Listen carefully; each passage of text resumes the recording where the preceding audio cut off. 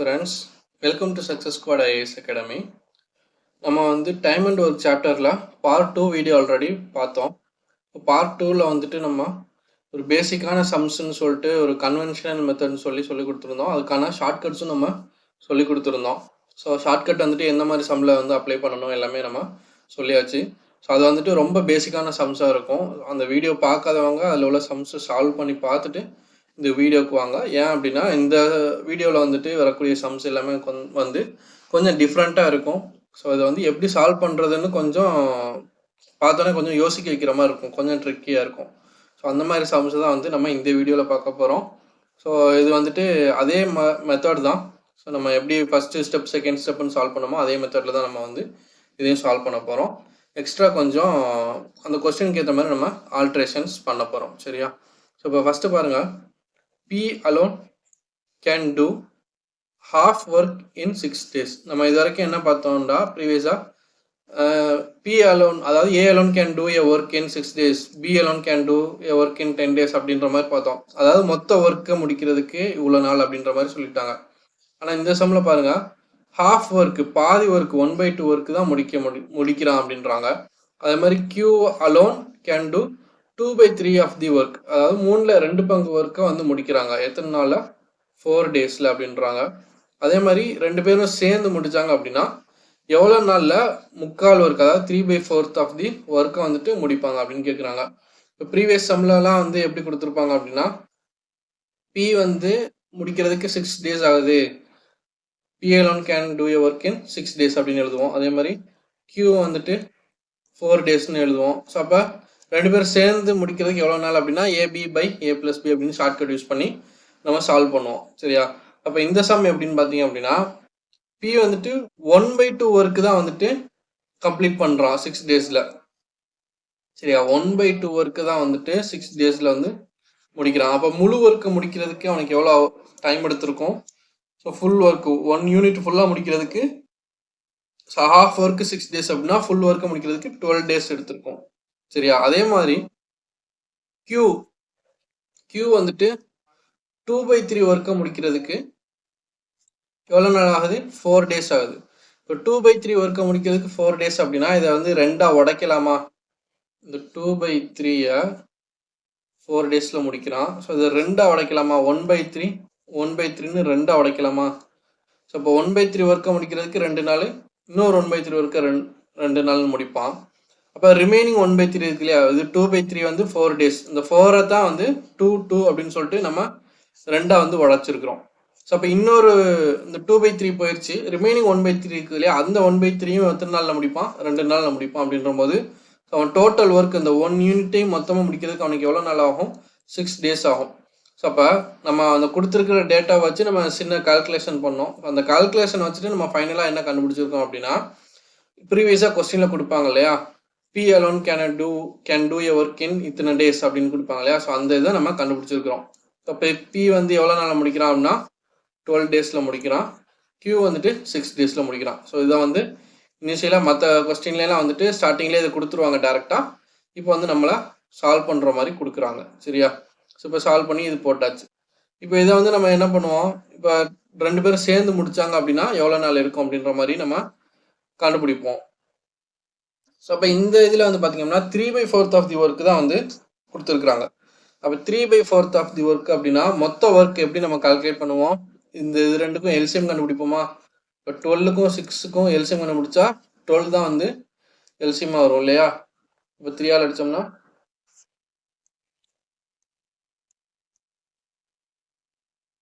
So 12 தான் LCM.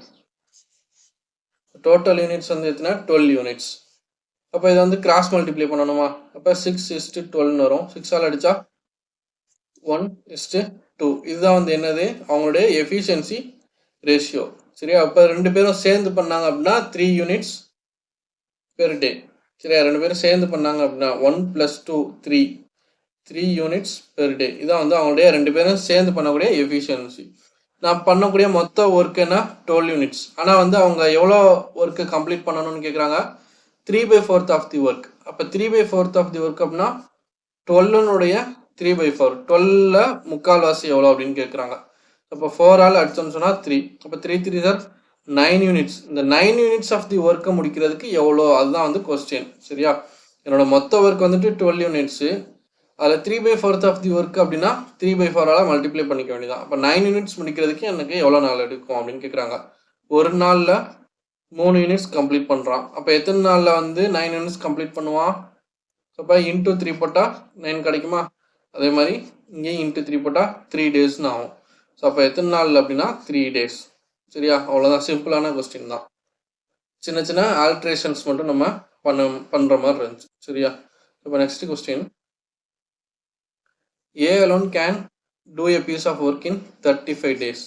So ஏங்கிறவன் 35 டேஸில் ஒரு ஒர்க்கை முடிக்கிறான். சரியா, ஏ வந்து 35 டேஸில் முடிக்கிறான். இப்போ நெக்ஸ்ட் என்ன பண்ணுவோம், பிக்கு வந்துட்டு ஒரு டேஸ் கொடுத்துருப்பாங்க, அதை நம்ம இங்கே எழுதுவோம். இதை வந்து டேஸ் இல்லைனா டைம் ரேஷியோ அப்படின்னு எழுதுவோம். ஆனால் இங்கே பாருங்கள், ஏக்கு வந்துட்டு நம்பர் ஆஃப் டேஸ் கொடுத்துட்டாங்க, பிக்கு வந்து என்ன கொடுத்துருக்குறாங்கன்னா எஃபிஷியன்சி கொடுத்துருக்குறாங்க. எப்படின்னா B is 40% more efficient than A. ஏஐ காட்டிலும் பி வந்து 40% அதிகமான திறனுடையவனாக இருக்கிறான் அப்படின்னு சொல்லிட்டு சொல்கிறாங்க. அப்படி இருக்கும்போது பி வந்து எவ்வளோ நாளில் அந்த ஒர்க்கை முடிப்பான் அப்படின்னு கேட்குறாங்க. இப்போ நம்ம பெர்சன்டேஜ் சாப்டர் போடும்போது நீங்கள் கவனிச்சிருந்தீங்க அப்படின்னா உங்களுக்கு தெரியும், இது ஞாபகம் வரும். என்ன அப்படின்னா, இப்போ என்ன பண்ணுவோம், நம்ம பெர்சன்டேஜில் அந்த டைப் 1 2லாம் வந்து 20% இன்க்ரீஸ் 20% டிக்ரீஸ் இப்படிலாம் வந்து நம்ம பார்த்துருப்போம். இப்போ இந்த 20% இன்க்ரீஸ் அப்படின்னா நம்ம எப்படி எழுதியிருப்போம், 120ன்னு எழுதியிருப்போம் இல்லையா. அதே மாதிரி 30% இன்க்ரீஸ்னா 130 அப்படின்ற மாதிரி நம்ம சொல்லியிருப்போம். அதே மாதிரி 40% மோர் எஃபிஷியன்ட் அப்படின்னா ஆல்ரெடி வந்துட்டு ஏனுடைய எஃபிஷியன்சி வந்துட்டு 100%, எக்ஸ்ட்ரா 40% அதிகமாக இருக்கிறான். ஸோ அதான் வந்து இதனுடைய மீனிங். ஏனுடைய எஃபிஷியன்சி 100, அதை விட 40% அதிகமாக இருக்கிறான் யார், பி. ஸோ அப்போ பியினுடைய எஃபிஷியன்சி என்னவா இருக்கும், 140% ஆஃப் ஏ அப்படின்னு இருக்கும். சரியா, ஸோ இதை எப்படி எழுதுவோம், 140 இந்த பெர்சன்டேஜ் ரிமூவ் பண்ணுறதுக்கு டிவைட் பை 100ன்னு போடுவோம். இந்த ஆஃப் அப்படின்னா இன்டூ ஏ.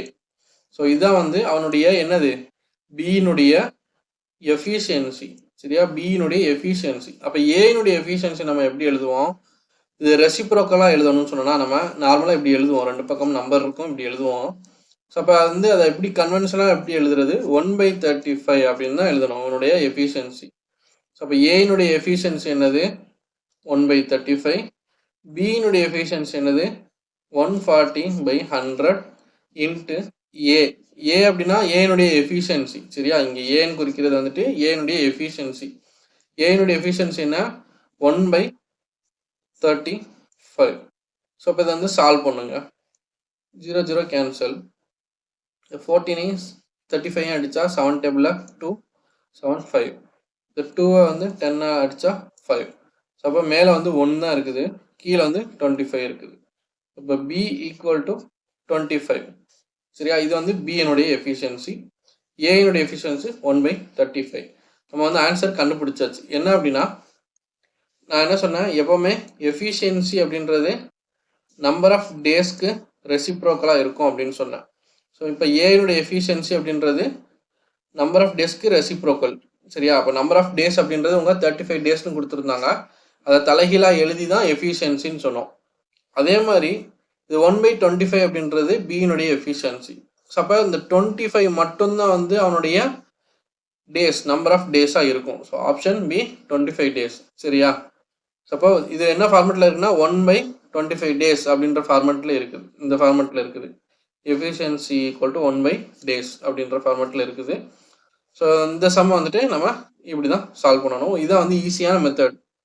சரியா, ரொம்ப ஈஸியான மெத்தட் எதுவோ அதை மட்டும் தான் நான் வந்து உங்களுக்கு சொல்லிட்டு இருக்கிறேன். சரியா, ஸோ வந்துட்டு உங்களுக்கு புரியல அப்படின்னா திரும்ப ரீவைண்ட் பண்ணி பாருங்க, ரொம்ப பொறுமையாக தான் சொல்லிட்டு இருக்கிறேன். சரியா, நெக்ஸ்ட் சம் பார்க்கலாம். அதே மாடல். சரியா, இது சால்வ் பண்ணி பாருங்க. A can complete a certain job in 12 days. A அப்படிங்கிறவன் ஒரு ஜாபை, ஒரு ஒர்க்கை வந்துட்டு 12 daysல முடிக்கிறான். சரியா, இது டே, நம்பர் ஆஃப் டேஸ் கொடுத்துருக்குறாங்க 12 days. இப்போ என்னுடைய எஃபிஷியன்சி வந்து எப்படி எழுதணும், ஆல்ரெடி பார்த்தோம் இல்லையா, 1/12. இதான் வந்து ஏனுடைய எஃபிஷியன்சி. இப்போ பி வந்து என்ன கொடுத்துருக்குறாங்க, ஏயை விட 60% அதிகமான எஃபிஷியன்ட், அதிகமான திறனுடையவனாக இருக்கிறான். ஸோ அப்போ 60% அதிகம் அப்படின்னா என்ன எழுதுவோம்? 160/100 இன்ட்டு ஏ அப்படின்னு எழுதுவோமா? 160% ஆஃப் ஏன்னு போடுவோம். ஸோ அதை தான் வந்து நான் அப்படி எழுதிட்டேன். சரியா? 160/100 ஏன்னு போடுவோம். இந்த ஏக்கு பதிலாக என்ன போடுவோம்? இந்த ஏனுடைய எஃபிஷியன்சி 1/12 போடுவோம். ஸோ இதை போட்டு இன்ட்டு மல்டிப்ளை பண்ணீங்க அப்படின்னா போன சம் மாதிரியே பியினுடைய எஃபிஷியன்சி வந்து இந்த மாதிரி 1 அப்படின்னு வரும். ஸோ இந்த டினாமினேட்டரில் என்ன இருக்குதோ அதுதான் நம்பர் ஆஃப் டேஸ். அதுதான் வந்து உங்களுக்கு இங்கே ஆன்சராக இருக்கும். சரியா? ஸோ அது என்ன ஆன்சர் அப்படின்றத சால்வ் பண்ணி பாருங்க. இப்போ நெக்ஸ்ட் சம் பாருங்க. A can finish a work in 18 days. ஏங்கிறவன் ஒரு ஒர்க்கை 18 நாளில் முடிக்கிறான். இப்போ ஏங்கிறவன் ஒரு ஒர்க்கை 18 நாளில் முடிக்கிறான். அதே மாதிரி பிங்கிறவன் வந்துட்டு அதே ஒர்க்கை 15 நாளில் முடிக்கிறான். ஏங்கிறவன் 18 நாளில் முடிக்கிறான், பிங்கிறவன் 15 நாளில் முடிக்கிறான். இதை நம்ம எப்படி எழுதுவோம்? டே அப்படின்னு எழுதுவோமா? நம்ம டேஸ்னுடைய எஃபிஷியன்சி, டேஸ்னுடைய ரேஷியோ. ஸோ நெக்ஸ்ட் ஸ்டெப் என்ன பண்ணுவோம்? இந்த 18க்கும் 15க்கும் எல்சிஎம் கண்டுபிடிப்போமா? ஸோ இப்போ 3 டேபிளில் போட்டோம்னு சொன்னால் 6 5, ஸோ 5 2 10, 3 3 9, 90. இதான் வந்து எல்சிஎம். இந்த எல்சிஎம் அப்படின்றது எதை குறிக்கும்? Total units of the work to be done. அதாவது 90 யூனிட்ஸ் தான் வந்து நம்ம டோட்டலாக கம்ப்ளீட் பண்ணணும். ஏங்கிறவன் இந்த 90 யூனிட்ஸை கம்ப்ளீட் பண்ணுறதுக்கு 18 நாள் எடுத்துக்கிறான், பிங்கிறவன் 15 நாள் எடுத்துக்கிறான். இப்போ இதனுடைய எஃபிஷியன்சி ரேஷியோ எப்படி எழுதுவோம்? இப்படி கிராஸ் மல்டிப்ளை பண்ணுவோமா? இப்போ 15:18 போடுவோம். இதான் வந்து என்னது எஃபிஷியன்சி ரேஷியோ. இதை சிம்பிளிஃபை பண்ணணும்னு சொன்னால் 5:6. இதான் வந்து ஏக்கும் பிக்கும் நடுவில் உள்ள efficiency ratio. 5:6 units per day. அதாவது ஏங்கிறவன் ஒரு நாளில் 5 யூனிட் கம்ப்ளீட் பண்ணுவான், பிங்கிறவன் ஒரு நாளில் 6 யூனிட்ஸ் கம்ப்ளீட் பண்ணுறான். இதுதான் அவங்களுடைய திறன். ஸோ இப்போ என்ன கொஸ்டின் கொடுத்துருக்குறாங்க நெக்ஸ்ட் இருந்தால், பி ஒர்க்டு ஃபார் 10 days. சரியா? பிங்கிறவன் வந்துட்டு 10 நாளைக்கு மட்டும் ஒர்க் பண்ணிட்டு அந்த வேலையை விட்டு நின்றுடுறான். சரியா? அப்போ ஃபர்ஸ்ட் இந்த பாயிண்ட்டை நம்ம கம்ப்ளீட் பண்ணிடுவோம். பிங்கிறவன் 10 நாள் ஒர்க் பண்ணுறான். சரியா? 10 நாள் ஒர்க் பண்ணுறான் அப்படின்ற போது அவன் எத்தனை யூனிட் முடிச்சிருப்பான்? ஒரு நாளைக்கு அவன் பிங்கிறவன் ஒரு நாளைக்கு எத்தனை யூனிட் முடிச்சிருப்பான்? 6 யூனிட்ஸ் முடிச்சிருப்பான். அப்போ 10 நாளைக்கு எத்தனை யூனிட் முடிச்சிருப்பான்? 60 யூனிட் கம்ப்ளீட் பண்ணியிருந்திருப்பானா? ஸோ இப்போ 60 யூனிட் கம்ப்ளீட் பண்ணிட்டான். ஸோ அடுத்து என்னன்னு பார்ப்போம். In how many days A alone can finish the remaining work. இப்போ பி வந்து 10 நாளைக்கு ஒர்க் பண்ணிட்டு அந்த வேலையை விட்டு நின்றுடுறான் அப்படின்ற போது மிச்சம் உள்ள ஒர்க் இருக்கும் இல்லையா? மொத்தம் ஒர்க் எவ்வளோ? 90 யூனிட்ஸு. அதில் 60 யூனிட்ஸ் போயிடுச்சுன்னா மிச்சம் ரிமைனிங் எவ்வளோ? 30 யூனிட்ஸ் வந்து என்கிட்ட ரிமைனிங் ஒர்க் இருக்குது. இந்த ரிமைனிங் 30 யூனிட்டை ஏ அலோன் எவ்வளோ நாளையில் முடிச்சிருப்பான்? அதான் வந்து கொஸ்டின். ஸோ அப்போ ஏனுடைய எஃபிஷியன்சி என்ன? 5 யூனிட்ஸ் பெர் டே. ஒரு நாளைக்கு ஏ வந்து ஒரு நாளைக்கு 5 யூனிட்ஸை வந்து கம்ப்ளீட் பண்ணுறான் அப்படின்ற போது எனக்கு 30 யூனிட்டை எத்தனை நாளில் கம்ப்ளீட் பண்ணுவான்? சிம்பிளாக நம்ம இந்த பாக்ஸ் மெத்தட்லையும் சால்வ் பண்ணலாம். சரியா? இந்த பாக்ஸ் மெத்தடு தெரில, அது வேணாம் அப்படின்னா சிம்பிளாக என்ன பண்ணுவேன்? 500 எதால் மல்டிப்ளை பண்ணால் 30 கிடைக்கும்? இன்ட்டு 6. அதே மாதிரி இங்கே இன்ட்டு 6னா 6 டேஸில் 30 யூனிட்ஸை கம்ப்ளீட் பண்ணுவான். ஸோ இப்போ ஆன்சர் ஆப்ஷன் சி 6. ஸோ இதை வந்து ரேஷியோ ப்ரொபோர்ஷன் இனிஷியலாக நடத்துனது காரணமே அதுதான். இதை வந்து நம்ம பாக்ஸ் மெத்தட்லையும் சால்வ் பண்ண முடியும். எப்படி ஒரு நாளில் 5 யூனிட்டை கம்ப்ளீட் பண்ணுறான் அப்படின்ற போது 30 யூனிட்டை கம்ப்ளீட் பண்ணுறதுக்கு எனக்கு எத்தனை நாள் ஆகும்? ஸோ அதை வந்து என்ன பண்ணுவோம்? 30 × 1 5 × xன்னு வரும். இப்போ 5x = 13 வரும். இப்போ x = 5 அடித்தா 6ன்னு வரும். ஸோ பாக்ஸ் மெத்தடில் இதை நம்ம இவ்வளோ நேரம் சால்வ் பண்ண எல்லாத்தையுமே வந்து இந்த மாதிரி நீங்கள் வந்து கொண்டு வந்துட்டாலே, இந்த பாக்ஸ் மெத்தட் மாதிரி கொண்டு வந்துட்டாலே உங்களுக்கு ஈஸியாக வந்து சால்வ் பண்ணிடலாம். நான் வந்து மைண்ட்லேயே போட்டுருவேன். இப்போ உங்களுக்கு மைண்டில் போட வரலை, கன்ஃபியூஸ் ஆகுது அப்படின்னா நீங்கள் இந்த மாதிரி பாக்ஸ் மெத்தடில் நீங்கள் சால்வ் பண்ணிக்கலாம். சரியா?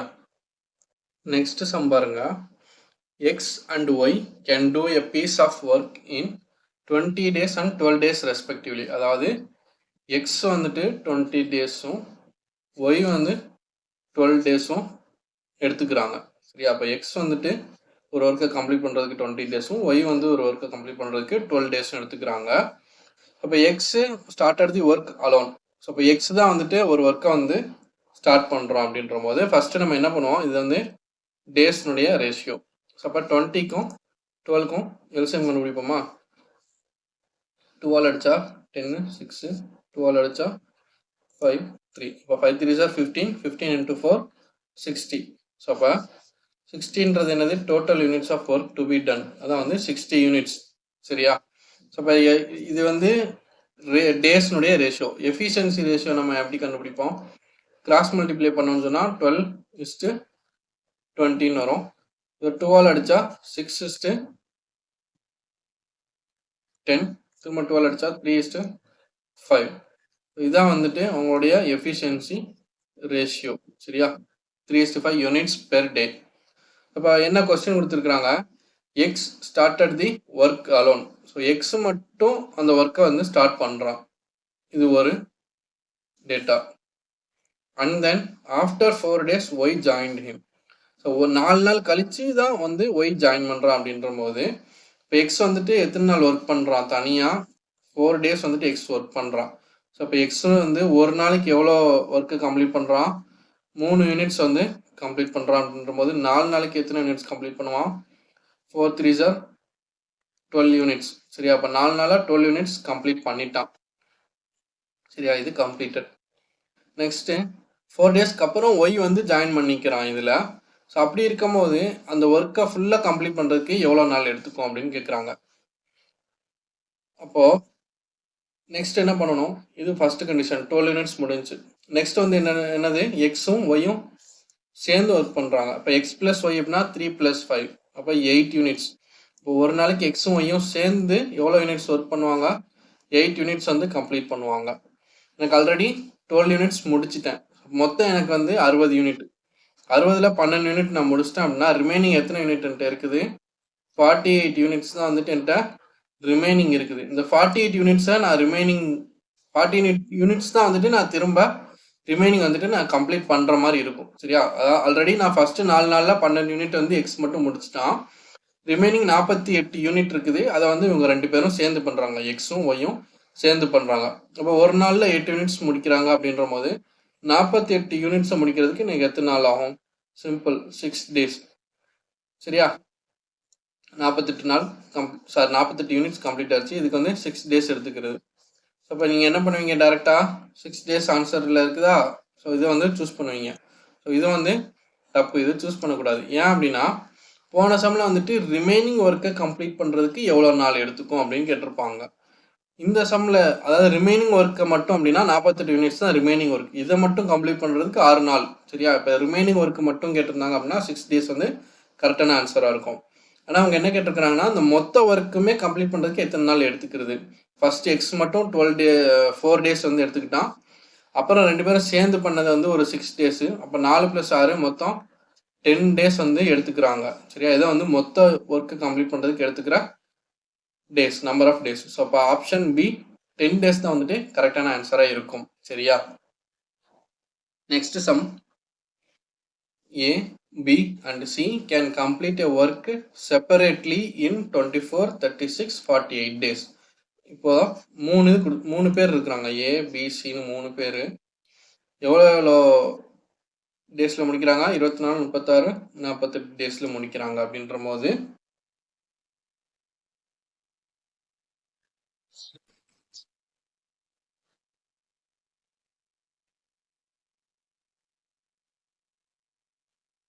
இப்போ நெக்ஸ்ட் ஸ்டெப் என்ன பண்ணுவோம்?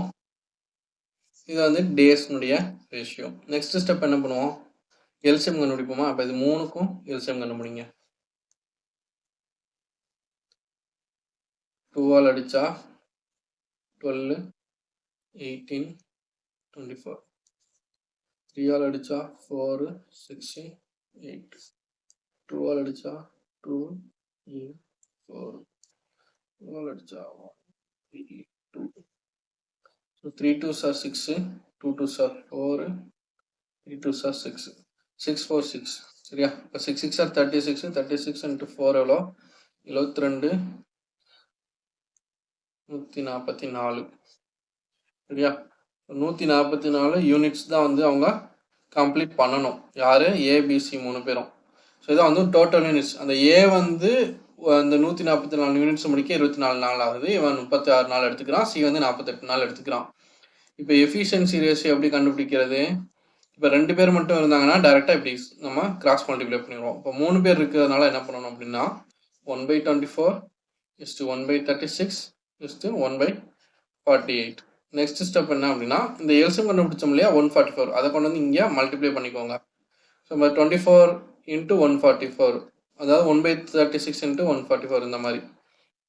சரியா, இந்த மாதிரி மல்டிப்ளை பண்ணிக்கிறோம். ஏன் அப்படின்னா இந்த 24, 36, 48 எல்லாம் டினாமினேட்டரில் இருக்குதா, இந்த டினாமினேட்டரில் இருக்கக்கூடியதை வந்துட்டு நம்ம கேன்சல் பண்ணணும். ஸோ அப்போ கேன்சல் பண்ணணும் அப்படின்னா இந்த மூணுக்கும் நம்ம எல்சிஎம் எடுத்து அதை காமனான வேல்யூவாக மல்டிப்ளை பண்ணணும். அதை தான் வந்து நம்ம சிம்பிளாக சொல்கிறோம். சரியா, எல்சிஎம் கண்டுபிடிச்சி அதை மல்டிப்ளை பண்ணுங்க அப்படின்னு. ஸோ மல்டிப்ளை பண்ணோன்னு சொன்னால் 6 4 24 போக மீதி இங்கே 6 இருக்கும். ஸோ அப்போ 6 36 6 6 36 போக ரிமைண்டர் 4. 48 அப்படின்னா 6 4 24 into 2 48, இப்போ ரிமைண்டர் 3. ஸோ இப்போ இதை வந்து திரும்ப சிம்பிளிஃபை பண்ண முடியுமா, 6:4:3 இதை சிம்பிளிஃபை பண்ண முடியுமான்னு கேட்டால் பண்ண முடியாது. ஸோ இப்போ இதுதான் வந்து அவங்களுடைய final efficiency ratio 6:4:3 units per day. சரியா, அதாவது ஏ வந்து ஒரு நாளைக்கு 6 யூனிட்ஸு, பி வந்து ஒரு நாளைக்கு 4 யூனிட்டும், சி வந்து ஒரு நாளைக்கு 3 யூனிட்ஸும் அவங்களால கம்ப்ளீட் பண்ண முடியுது. இப்போ அடுத்த கொஸ்டின் என்ன அப்படின்னா, தே ஸ்டார்டட் டுகெதர், ஏபிசி 3 பேரும் ஒன்றா ஒர்க்கை ஸ்டார்ட் பண்ணுறாங்க. போன சம்மில் வந்து ஃபஸ்ட்டு எக்ஸ் மட்டும் 4 நாளைக்கு ஒர்க்கு பண்ணான், அப்புறம் தான் ஒய் ஜாயின் பண்ணான் அப்படின்னு கொடுத்துருந்தாங்க. இந்த சம்மில் 3 பேரும் ஒன்றா ஸ்டார்ட் பண்ணுறாங்க ஒர்க்கை.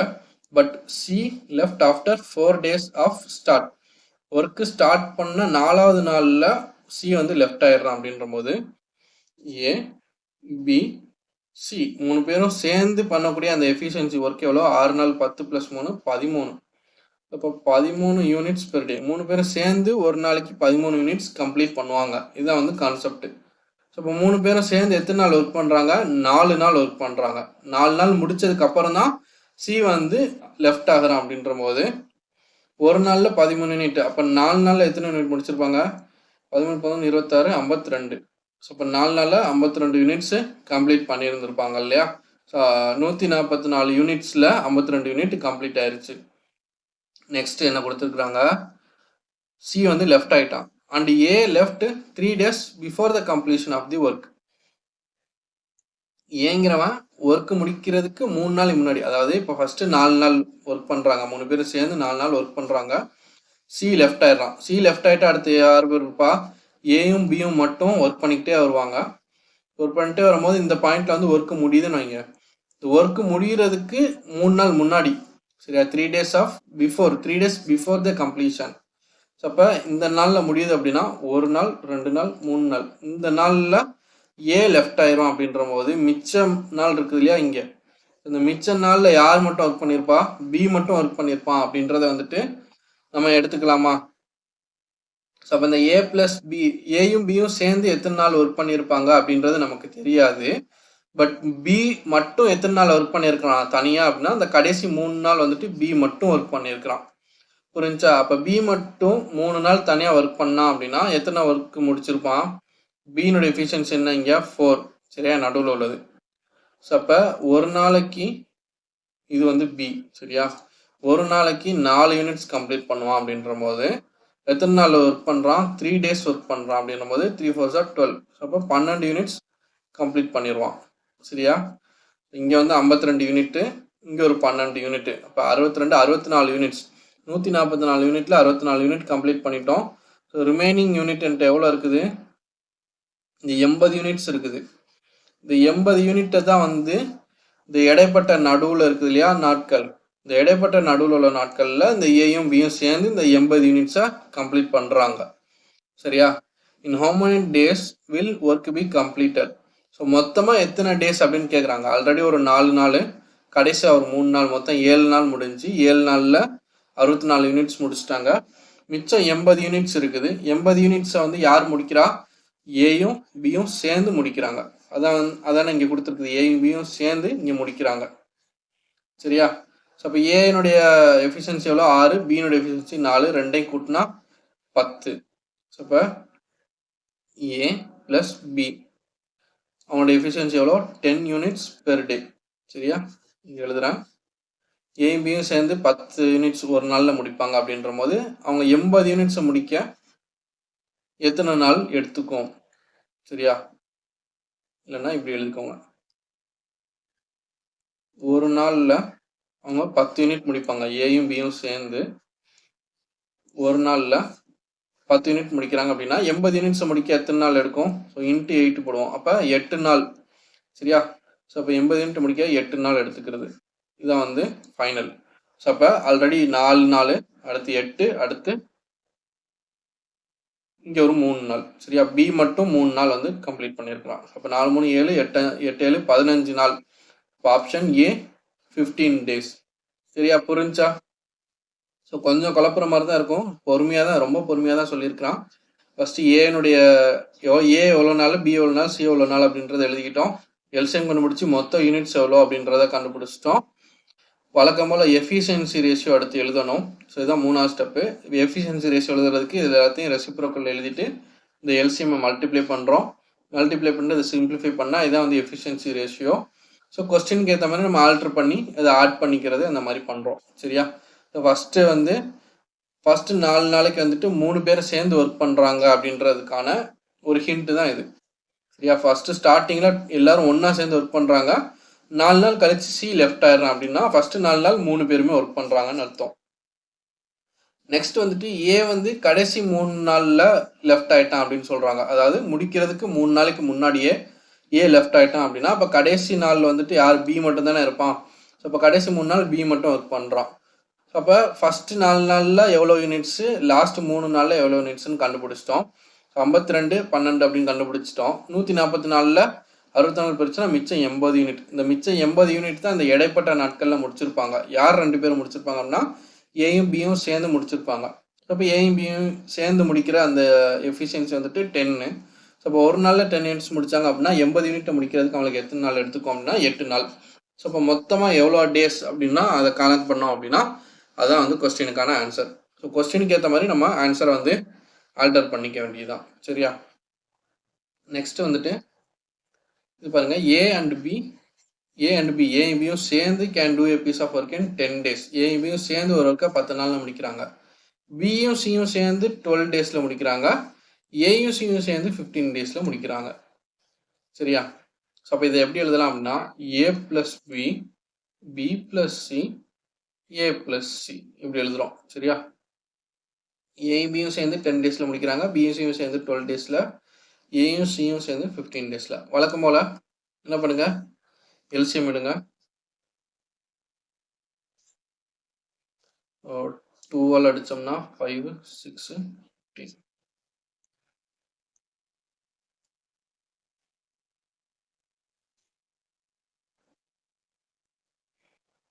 3 2s are 6, 6 2s are 12, 12 into 5 60 units. இதுதான் வந்து total units of the work to be ton.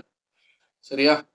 அப்போ என்ன பண்ணுவோம் அடுத்து, இதெல்லாம் டேஸ்னுடைய ரேஷியோ. Next efficiency ratio.